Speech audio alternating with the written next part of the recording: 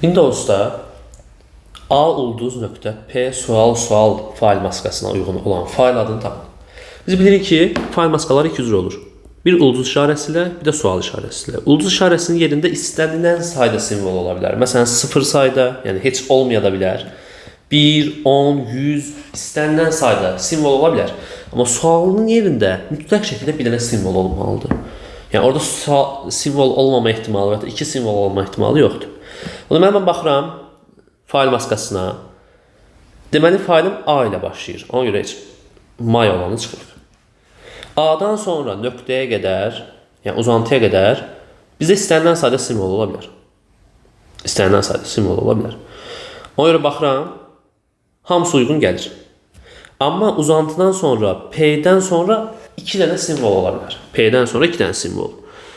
Və P-dən əvvəldə heç bir simvol yoxdur. Ona görə baxıram, B variantını çıxıram. Çünki P-dən əvvəl uzantıdan, yəni nöqtədən sonra bir dənə vergül qoyurlar, yanlışdır. Orada deməli nədir? Vergül yoxdur gördüyümüz kimi. Amma digərlərinə baxsam, P-dən sonra 2 simvol olan sadəcə C variantıdır. Baxıram D variantına, P-dən sonra 3 dənə simvol var. Burada da P-dən sonra 3 dənə simvol var. Bizdə 2 dənə sual varsa, deməli P-dən sonra 2 dənə simvol olmalıdır. Buna uyğun da bizdə C variantı olur. A-dan sonra 4 dənə simvol gəlib ki, onlar sual işarəsini, ulduzun işarəsini yenə istədiyimiz qədər simvol qoya bilərik. 2 dənə sual işarəsi var, 2 dənə də simvol var. Bu qədər. Deməli C variantı bizdə uyğun cavab.